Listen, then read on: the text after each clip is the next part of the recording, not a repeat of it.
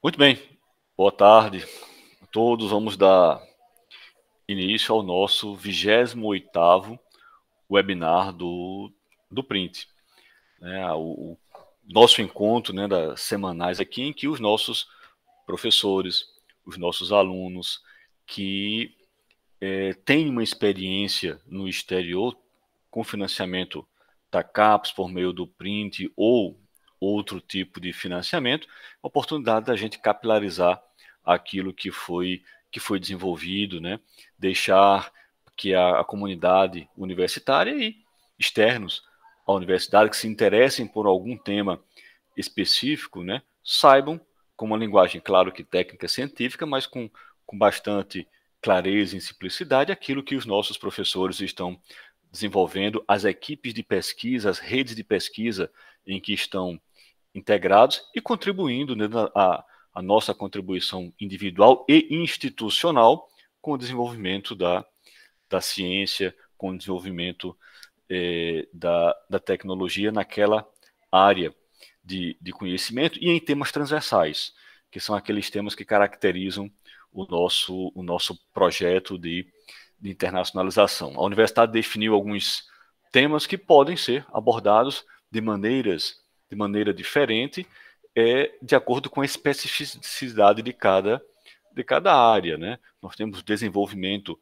sustentável, temos professores especialistas na área de energia, de ecologia, de gestão, todos trabalhando no tema. Nanotecnologia, temos o pessoal, os nossos pesquisadores da área de farmácia, na área de ciências da saúde, temos os nossos pesquisadores da física, como na semana passada o professor Márcio Assolim, né, esteve aqui, né, no 27º, né, webinar, falando ali dos sensores que ele contribuiu com o desenvolvimento em nanotecnologia. Temos o pessoal da engenharia também. Então, são temas que perpassam pelas expertises da nossa universidade, deixando claro aonde nós somos, aonde nós queremos ser excelência.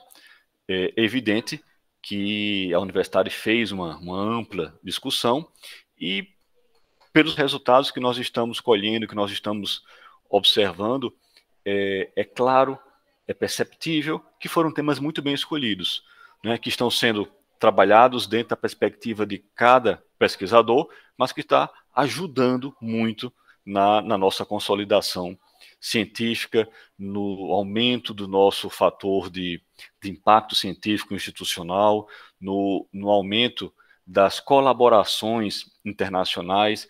A cada ano nós temos um maior percentual de artigos científicos de elevado fator de impacto em colaboração com pesquisadores do exterior. Então, o PRINT é um recorte importante do plano de internacionalização da UFRN, que teve um financiamento de excelente qualidade da CAPES. Começou lá em 2019, vamos até outubro de 2024, em que até o momento a CAPES honrou numericamente tudo aquilo que foi pactuado, tudo aquilo que foi acordado com o FRN. Isso faz com que tenhamos, sim, sucesso na sua execução. Hoje, né, temos o prazer de ter aqui o professor Tomaso Macri, professor do Departamento de Física Teórica Experimental do Programa de Pós-Graduação em Física, que foi selecionado para fazer nos Estados Unidos, né, o seu pós-doutoramento, a sua missão como professor visitante no exterior com uma bolsa do Print. Lá em 2020, ele deveria sair final de março de 2020, foi quando estourou a pandemia e não pôde sair, né? Veio a sair em outubro de 2021, um ano e meio depois. E aí é importante a gente destacar que a CAPES manteve a bolsa dele. Mesmo sem ter saído no momento adequado, dentro daquela implementação, foi possível o remanejamento e garantir todas as condições para que, na hora que as condições de saúde pública permitissem que a universidade nos Estados Unidos liberasse a ida dele, quem tivesse segurança para ir e para desenvolver o trabalho lá, a CAPES honrou ali o compromisso. O professor voltou agora no final do ano, né? Está aqui, acho que desde outubro, novembro, de novo, e já se prontificou de imediato a dar sua contribuição aqui no nossos webinários, mostrando o que ele desenvolveu lá. Durante a pandemia, nós pedimos também ao professor Tomaso, e ele deu uma excelente colaboração num dos nossos, no Ciência em Casa, que foi uma série, né, de programas que a universidade, que a pós-graduação do UFRN fez, junto com a TV universitária, que também está disponível no YouTube, discutindo alguns assuntos de maneira clara, informando a população sobre como fazer previsão, sobre as coisas da Covid, né, os assuntos que estavam permeando aquele momento, dando um caráter científico, um caráter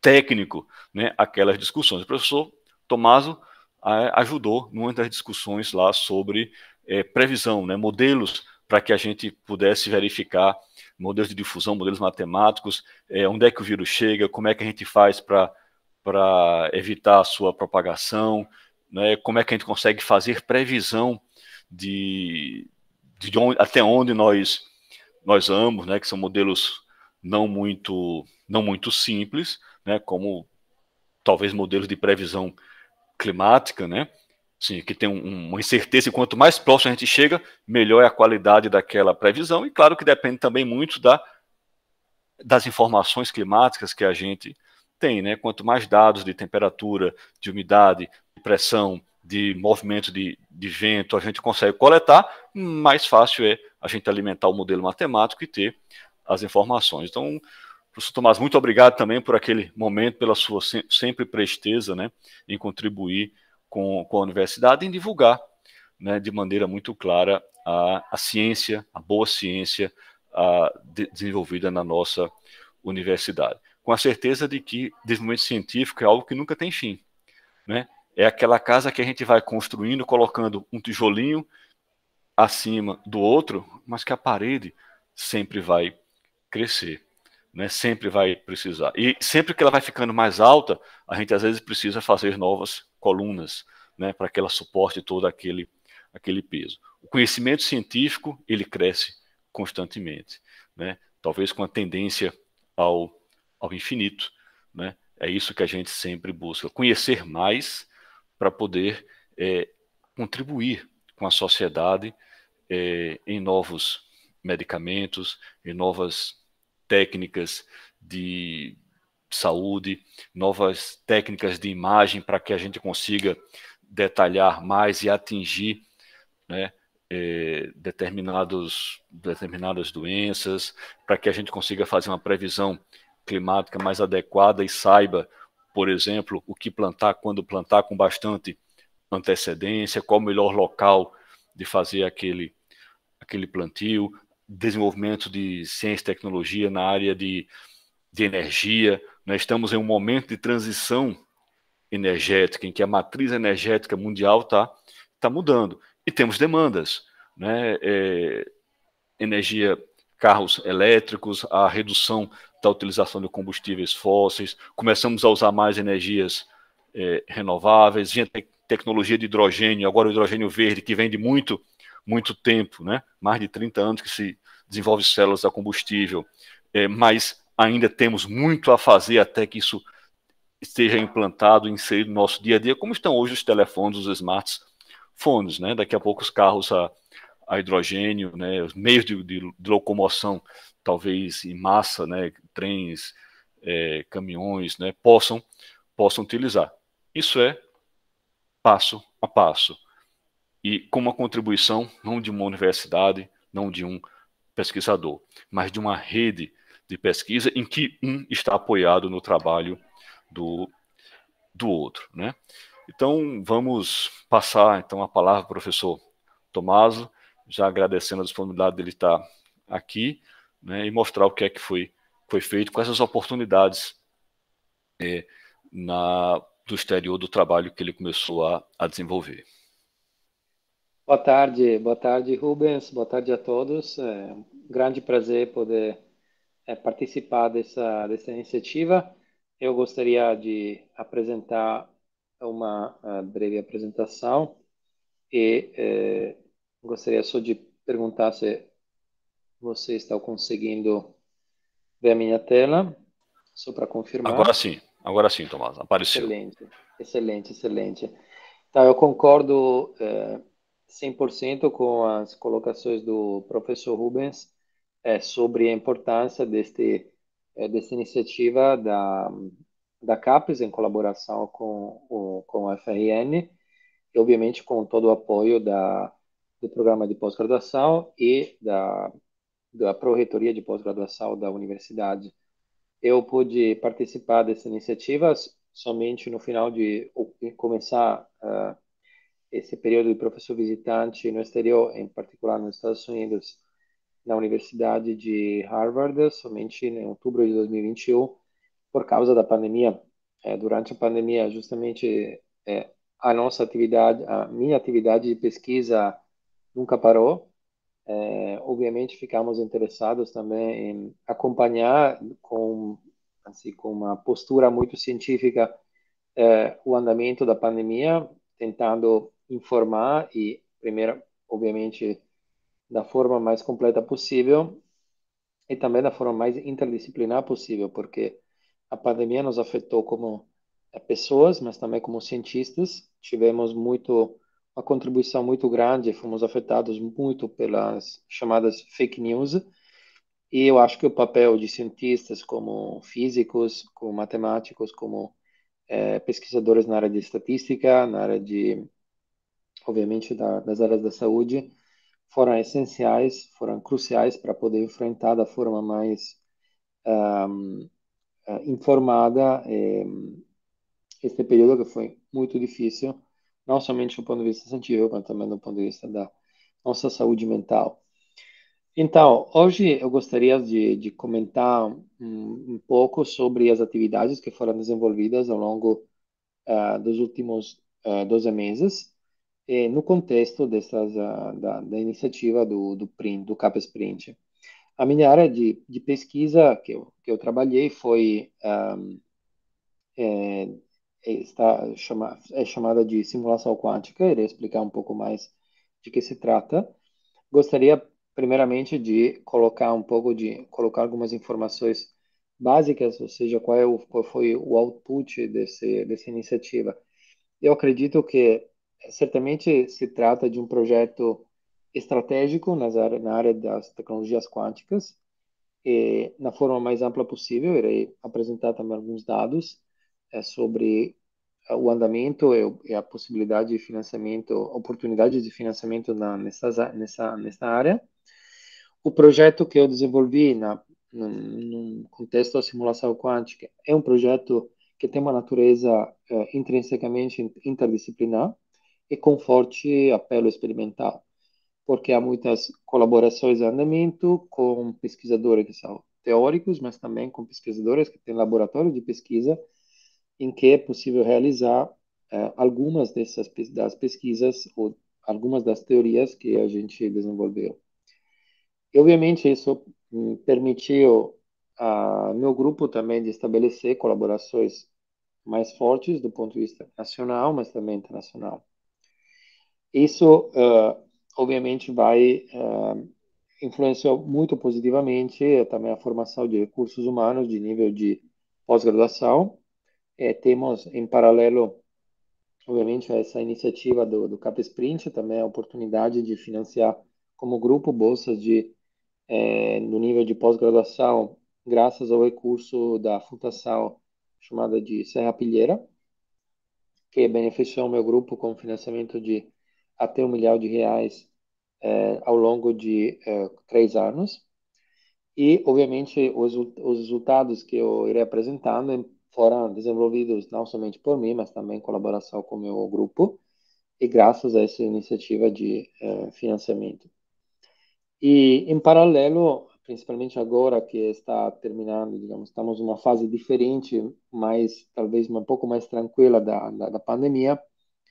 E tem também a possibilidade de organizar várias iniciativas, como, por exemplo, a organização de eventos científicos, para divulgar os resultados para a comunidade científica mais próxima, mas também para a comunidade um pouco mais ampla. Eu acredito que a iniciativa de hoje, a apresentação desse breve seminário, talvez também contribui ao desenvolvimento dessas atividades de ah, digamos, de divulgação dos resultados realizados, obtidos ao longo dos últimos meses. Antes de entrar mais em detalhe, eu gostaria talvez de apresentar algumas das colaborações principais. Um dos colaboradores mais próximos foi o professor Seyed Sadepur, do Instituto iTampa de Harvard, mas também tivemos várias outras colaborações que foi possível desenvolver graças também aos contatos que foram desenvolvidos ao longo dos últimos anos e graças também à contribuição dos alunos do meu grupo. No momento, temos 3 alunos de pós-doc, Flávio, Thiago e Vinícius, e 2 alunos de doutorado em andamento, Fernando Santiago e Heitor, e um que acabou de defender, o Igor, e 2 alunos de iniciação científica.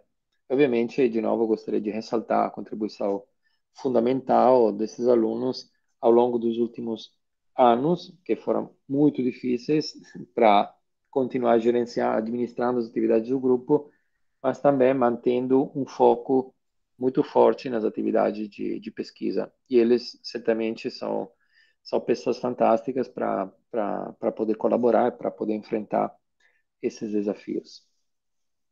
Agora que mencionei um pouco de forma um pouco mais ampla qual é o contexto em que as atividades foram realizadas, gostaria de entrar um pouco mais em detalhe, obviamente de forma pouco técnica, ou menos técnica possível, mas só para explicar quais são os problemas fundamentais que estudamos ao longo dos últimos meses.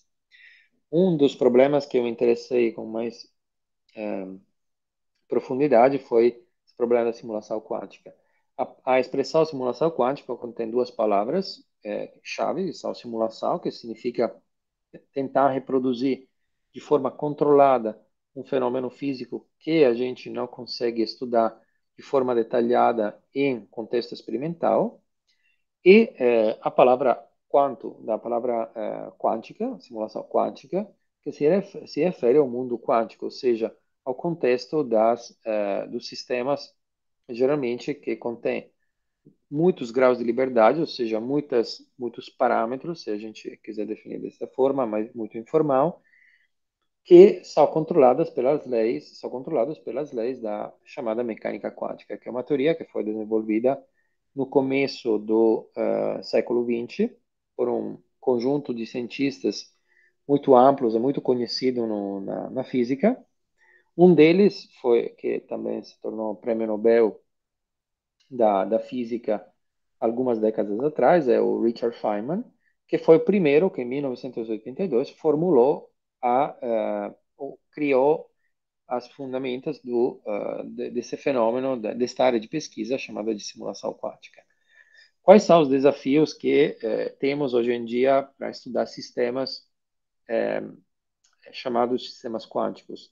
Bom, primeiro, diferentemente de sistemas puramente clássicos, que, digamos, nos acompanham na vida do dia a dia, esses sistemas possuem muitos graus de liberdade, mas também muitos graus de liberdade que é difícil de simular ou de controlar, ou do ponto de vista numérico, ou seja, fazendo simulações ao computador, mas também do ponto de vista experimental, ou seja, controlar muitos graus de liberdade, muitas partículas em um contexto de um laboratório, por exemplo, de tecnologias quânticas, se torna hoje em dia um problema extremamente complicado. Além disso, acompanhar a evolução do sistema ao longo do tempo também é um problema muito complicado. A definição, digamos, um pouco mais formal deste problema no contexto da mecânica quântica é chamada de explosão exponencial. Então, Feynman, em 1982, propôs a ideia de, basicamente, simular, através de um computador quântico, as leis ou o comportamento de outros sistemas quânticos que a gente não consegue simular. Além do aspecto técnico, esse problema, no final das contas, é também um problema prático, porque hoje em dia tem muito investimento nessa área de simulação e de tecnologia quântica, e eu acredito que, parcialmente, digamos, em parte, a universidade tem um papel fundamental, crucial, para poder desenvolver técnicas para o estudo desse tipo de problemas, dessa classe de problemas. Gostaria só de ressaltar que, para vocês terem uma ideia, os dois problemas que eu mencionei, ou seja, a possibilidade de acompanhar a evolução de um sistema quântico, que geralmente é descrito por equações diferenciais, que são leis matemáticas que podem ser estudadas a princípio do ponto de vista analítico ou numérico, é um problema extremamente complicado no ambiente da mecânica quântica, mas também a possibilidade de controlar os graus de liberdade, ou que são chamados de qubits, no contexto da mecânica quântica. Por exemplo, só criar uma memória com comportamento, digamos, que contenha todas as informações de um sistema de 40 partículas quânticas, de qubits, é preciso ter uma memória da ordem de 4 terabytes. Se a gente dobrar o número de partículas de 40 para 80, a quantidade de informação que precisamos, ou a memória que precisamos para encapsular as informações desse sistema, aumenta exponencialmente e é da ordem de 10 elevado a 12 terabytes. Para vocês terem uma ideia, a quantidade de informação produzida pelos seres humanos até 2007 era da ordem de 10 a 8 terabytes, ou seja, já para conter toda a informação em um sistema de 80 partículas, precisamos 10 mil vezes a mais memória do que a gente conseguiu criar e armazenar até alguns anos atrás. Então, de fato, se trata de problemas que precisam ser enfrentados com um paradigma totalmente diferente. Então, só para complementar essas informações, eu tinha comentado, tinha afirmado no começo da apresentação que hoje em dia tem muito interesse, do ponto de vista estratégico, de vários países no contexto nas tecnologias quânticas. Eu aqui tenho alguns dados que talvez não sejam os mais atualizados, mas de qualquer forma fornecem uma ideia do tamanho dos investimentos de alguns países nas tecnologias quânticas. E aqui a gente pode apreciar também o fato de que alguns dos players, digamos assim, dos jogadores mais interessados nessa competição para poder controlar e manipular essas tecnologias quânticas são por exemplo, os Estados Unidos, a União Europeia. Eu espero que o Brasil também possa começar a participar também ao longo dos próximos anos. Já tem algumas iniciativas quânticas que são, por exemplo, financiadas pelo CNPq. De alguma forma, indiretamente, a CAPES também financiando essas bolsas através dos programas CAPES Print, está ajudando a sensibilizar a comunidade científica brasileira para desenvolver mais ainda as tecnologias quânticas. E um outro aspecto é fornecer ou ampliar, como o professor Rubens comentou no começo, o networking, ou seja, a rede de colaboração entre diferentes países. Aqui, por exemplo, aqui na parte alta desse slide, o que a gente pode verificar ou pode observar é como quão forte seja um networking entre países, a princípio até que estão competindo, tem uma guerra tecnológica em andamento entre, por exemplo, Estados Unidos e a China. Mas, de qualquer forma, tem sempre uma colaboração, tem um networking através, por exemplo, das publicações de pesquisa sobre essa área. Então, o ponto é que, digamos, a informação relevante é que a derivada é positiva, que significa que a quantidade, os investimentos nessas áreas de tecnologias quânticas está aumentando muito ao longo dos últimos anos e a perspectiva é que aumente ainda mais ao longo dos próximos anos. Para entrar um pouco mais em detalhe, existem muitas plataformas que permitem o estudo hoje em dia de tecnologias quânticas. Temos o desenvolvimento de novos materiais, por exemplo, materiais bidimensionais, sistemas de circuitos supercondutores, ou, por exemplo, sistemas em cavidades, espinhos nucleares que podem ser controlados com um alto grau de manipulação individual. Temos também o que são chamados de átomos neutros, que são partículas, que eu agora descreverei um pouco mais em detalhe, cujos graus de liberdade podem ser controlados com um altíssimo grau de manipulação para poder criar exemplos iniciais de simulação, de simuladores ou de computadores quânticos. Um exemplo muito famoso hoje em dia, digamos, agora gostaria só de comentar muito superficialmente, que são chamados de átomos de Rydberg. Os átomos de Rydberg, para vocês terem uma ideia, são átomos, como o átomo hidrogênio, que contém um próton e um elétron, que podem ser excitados, em que o elétron, através de um laser, pode ser excitado para um nível de energia muito alto, muito excitado. Esse elétron que fica nesse estado excitado, geralmente pode decair ou pode ser controlado de forma coerente para permitir transições desse estado chamado estado fundamental para um estado excitado ou estado de Rydberg, por isso que são chamados átomos de Rydberg.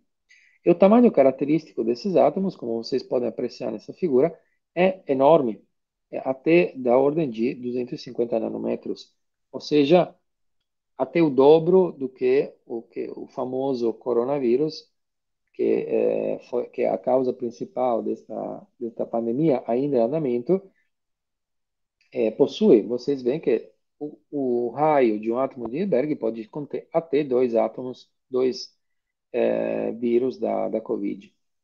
Uma outra propriedade muito importante desses átomos é que se a gente colocar dois átomos próximos, o que acontece é que eles interagem entre si. E essa interação é uma interação chamada de longo alcance. Longo alcance significa que essa interação diminui como função da distância entre as partículas e possui características que são conhecidas, por exemplo, no contexto da física dos materiais, como, por exemplo, as interações dipolo-dipolo ou interações de tipo Van der Waals também. Os átomos de Hilbert também possuem outras características, por exemplo, a possibilidade de ser polarizados com campos externos, e isso, por exemplo, é crucial para o desenvolvimento de novos tipos de sensores, por exemplo, de campo elétrico, que são cruciais para o desenvolvimento de novas tecnologias quânticas. Então, em termos de aplicação, os átomos de Hilbert, assim como muitas outras plataformas no contexto da mecânica quântica, hoje em dia possuem aplicações para comunicação quântica, por exemplo, para o desenvolvimento de roteadores quânticos ou chamado de networking quântico, para o desenvolvimento de computadores quânticos, para simulação quântica, que é essa área de pesquisa que eu comentei no começo, ou, por exemplo, para o desenvolvimento de novos relógios atômicos e essa grande área chamada de metrologia quântica. Como eu já falei, tudo isso também tem uma contrapartida financeira ou econômica que está permitindo o desenvolvimento de novos dispositivos. Obviamente, esse é um processo, gostaria de ressaltar, muito longo, vai demorar ainda alguns anos até a gente poder aproveitar desses computadores, desses aparelhos quânticos, da mesma forma que com a qual a gente hoje está acostumada, por exemplo, com aparelhos como celulares, smartphones, laptop, etc. Porque ainda é uma pesquisa que está sendo desenvolvida dentro dos laboratórios de pesquisa das universidades. E, mais uma vez, gostaria de ressaltar o papel crucial das universidades no desenvolvimento desse tipo de pesquisa. Um dos resultados principais que a gente obteve ao longo dos últimos meses, mas na verdade ao longo dos últimos anos, é o estudo de chamadas fases exóticas com sistemas de átomos de Hilbert. Por exemplo, nesta figura, só para representar de forma muito superficial o comportamento de um sistema de muitas partículas, que são, ou de partículas, são átomos, representados aqui por essas esferas verdes, por essas bolinhas verdes. O que acontece quando mudamos alguns dos parâmetros do nosso, alteramos, variamos alguns dos parâmetros do nosso sistema.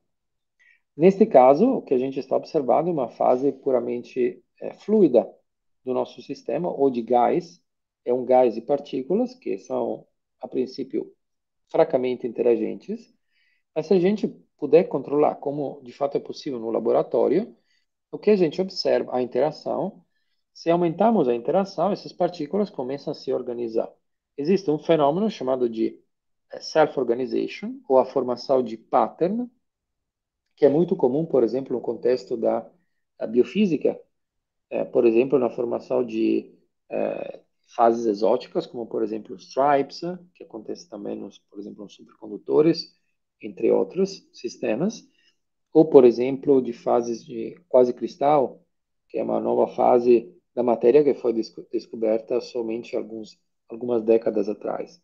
E o que a gente observa é que essas partículas, por exemplo, em algumas condições específicas, podem se organizar em bolhas ou droplets e ainda, mesmo assim, podem pular de um droplet para os primeiros vizinhos, para os droplets vizinhos. Então, neste caso, esse sistema possui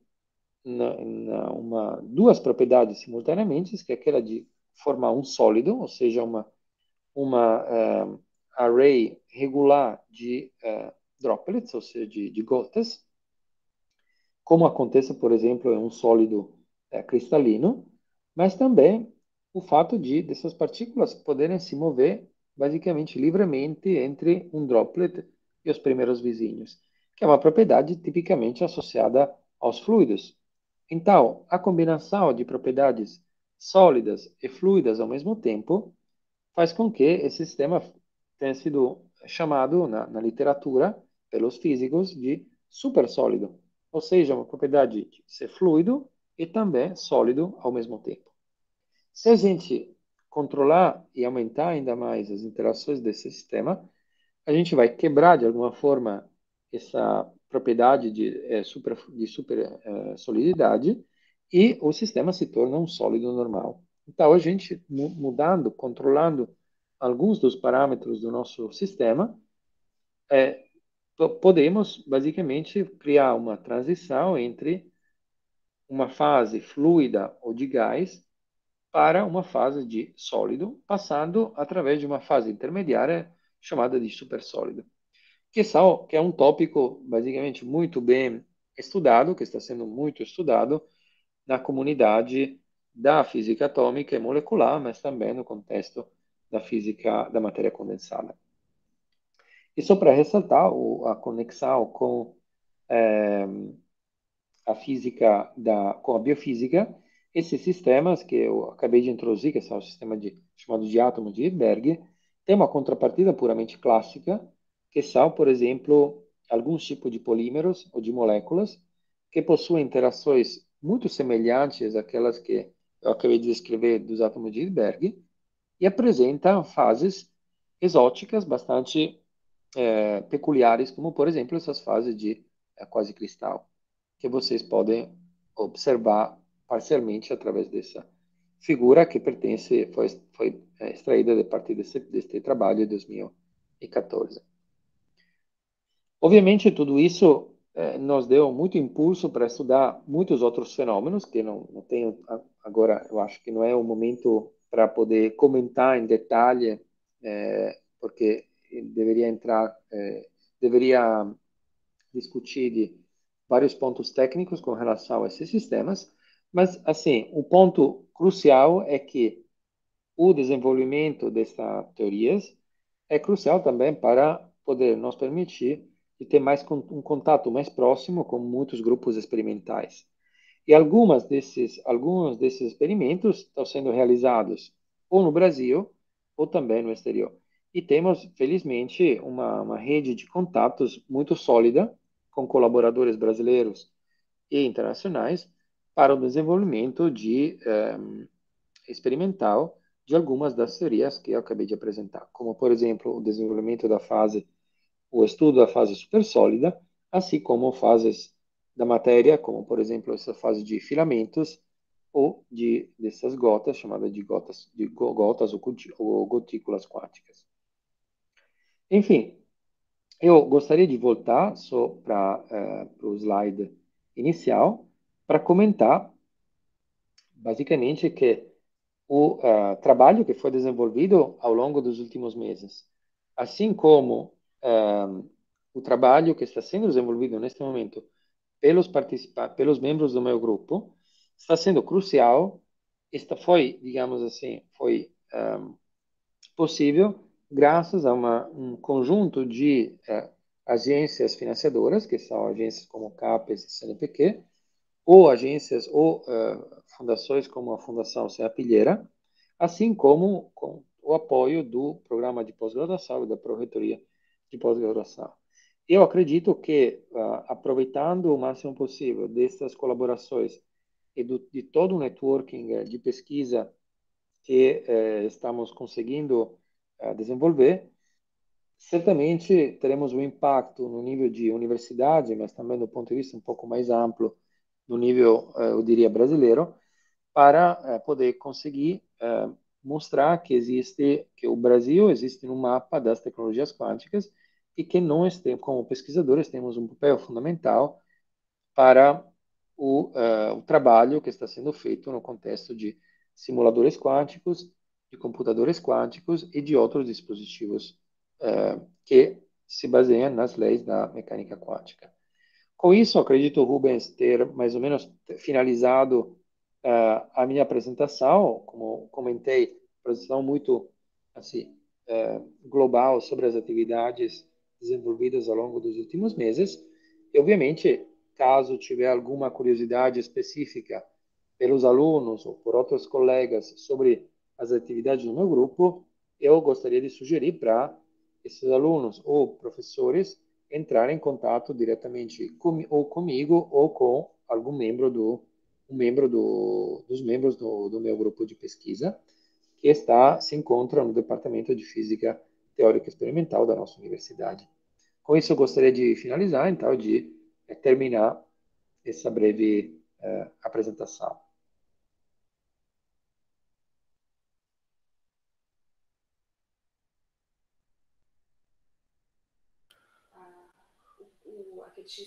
Ok, professor Tomás, olha, eu caí 2 ou 3 vezes aqui durante a sua Eu vi, apresentação, Rubens. né? Mas Ele ficava faz aqui, parte. né? Nós precisamos desenvolver mais pesquisas em internet sem fio, né? Para ver se a gente cai menos aqui. Às vezes à tarde pendura muito, né? Aqui na reitoria e acaba caindo. A vantagem é que a gente cai e não se machuca, né? É só apertar o Exato. botão que, que volta, né? Muito bem, Tomás, olha, mais um.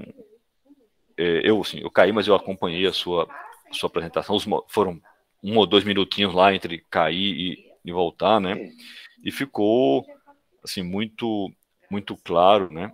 Tanto a qualidade do trabalho, né, em física quântica, né, que você desenvolve, como a clareza, né, e como é que foi apresentado em uma linguagem bem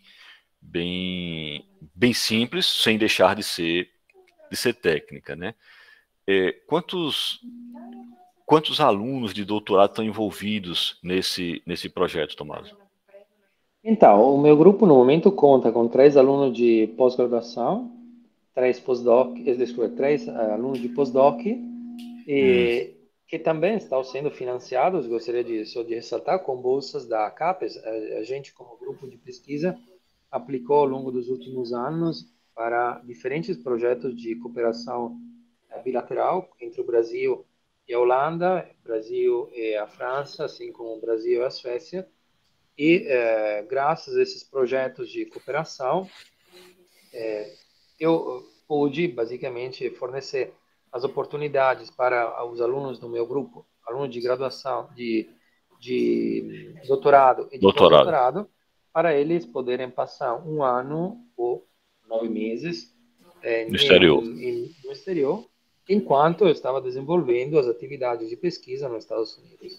Eu acredito que foi a conjuntura, digamos, a possibilidade de ter todo esse networking, que eu acredito que tenha sido crucial para desenvolver as Uhum. pesquisas, mas também para desenvolver, para criar oportunidades para os alunos do grupo.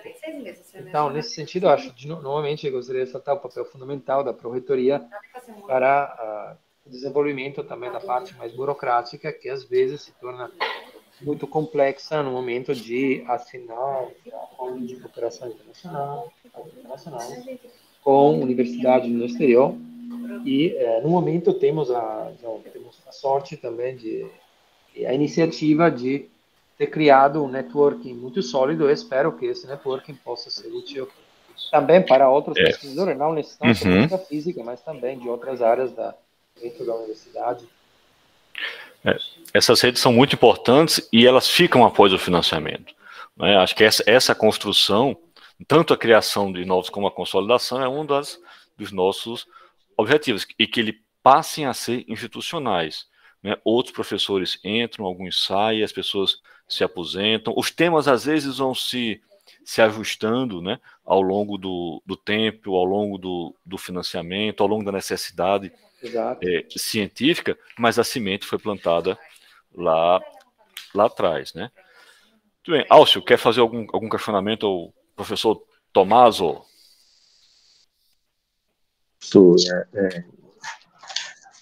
Parabéns, professor Tomaso, pela exposição. Obrigado.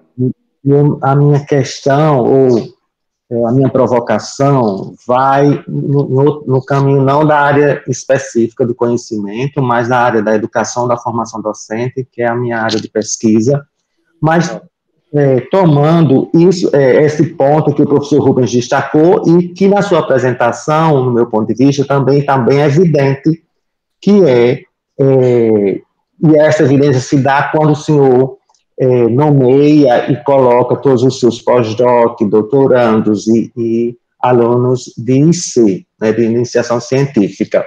Então, que é a dimensão da formação de recursos humanos, que essa formação de recursos humanos, ela perpassa os vários, aí com o seu destaque, os vários níveis de formação, desde a graduação, com seus alunos de iniciação científica, até o pós-doc, né, que já é para além da pós-graduação, né, daquele nível de exigência da pós-graduação enquanto mestrado e doutorado, né? Então, seria nesse sentido. Então, minha questão seria me provocar no sentido dos rebatimentos, e em que medidas esses rebatimentos, ou essa sua experiência de internacionalização de pesquisa, ela repercute na sua prática docente, no seu exercício docente, na sua forma de constituição e de construção de sua identidade enquanto professor do ensino superior, considerando justamente as especificidades de atuação enquanto docente nesses diferentes níveis de formação, ou seja, o trabalho com docente com estudantes em níveis de iniciação científica e até pós-doutorado. Então, seria nesse caminho, professor. Muito obrigado pela sua atenção. Obrigado, Alcio. Eu acho que é uma excelente pergunta que é difícil, de forma muito técnica também, responder a essa pergunta, porque o contexto que a gente teve experiência ao longo dos últimos anos foi, eu acho, diferente de tudo que a gente tinha visto, tinha experimentado ao longo das últimas décadas, provavelmente. Então, o que eu posso comentar, por exemplo, com relação a isso, é que a formação de recursos humanos é crucial para o desenvolvimento para alcançar resultados que tenham um impacto não somente no contexto da pesquisa, mas também para a nossa comunidade e sociedade. Então, esse é um ponto fundamental. Os grandes resultados são resultados obtidos em equipe. Um resultado assim que ficou muito claro para o mundo inteiro ao longo dos últimos anos foi o desenvolvimento das vacinas. Certamente não foi uma pessoa, um indivíduo, um pesquisador só que conseguiu alcançar esse resultado, mas foi uma equipe, foram diferentes equipes que trabalharam em conjunto para obter um resultado que impactou positivamente o mundo inteiro. Então, nesse sentido, a formação de recursos humanos tem um impacto muito forte para a ciência e para a sociedade. No caso mais específico, eu gostaria de me conectar novamente com a discussão anterior. No meu caso, no caso do meu grupo, a logística de colaborações e de interações com o meu grupo, basicamente foram virtuais ao longo dos últimos quase 3 anos, porque tivemos 2020, 2021, 2022, e provavelmente por mais um tempo teremos essa modalidade ainda em andamento. Eu posso confirmar que não foi fácil, que não foi otimal. Eu gosto muito também de ter interações assim mais próximas, mais pessoais. Eu acho que conversando pessoalmente com as pessoas, com os pesquisadores, os resultados são é muito mais rápido de se ter resultados. Por outro lado, conseguimos adaptar o nosso dia a dia de trabalho aos nossos desafios devido à pandemia.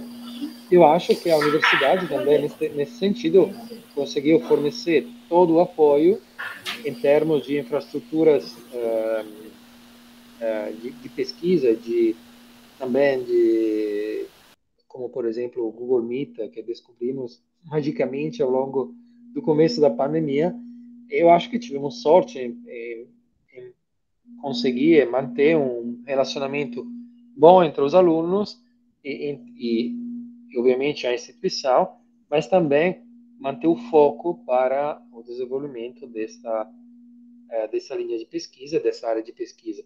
Mesmo estando em continentes também diferentes, porque eu estava nos Estados Unidos, alguns dos meus alunos ficaram no Brasil, outros estavam ou na França ou na Holanda. Então, assim, só para completar, a mensagem não é impossível, foi complicado, mas eu acho que a gente conseguiu manter o foco para desenvolver todas as atividades. Rubens, eu acho que você Sim, caiu de obrigado, novo, mas professor. você voltou. Voltei. Voltei. Muito bem. Então, agradecer mais uma vez o professor Tomaso, né, por uma tarde quântica no nosso webinário. Ele vai estar disponível no nosso canal do YouTube para os estudantes de física, né, de outras áreas que queiram passar uma hora ali vendo algo que é importante para a formação deles e que pode abrir a cabeça, né, para novas oportunidades, novos caminhos científicos a serem seguidos, né? Então, Tomaso, muito obrigado por mais uma vez estar contribuindo aqui com a formação de recursos humanos, com a difusão da boa ciência.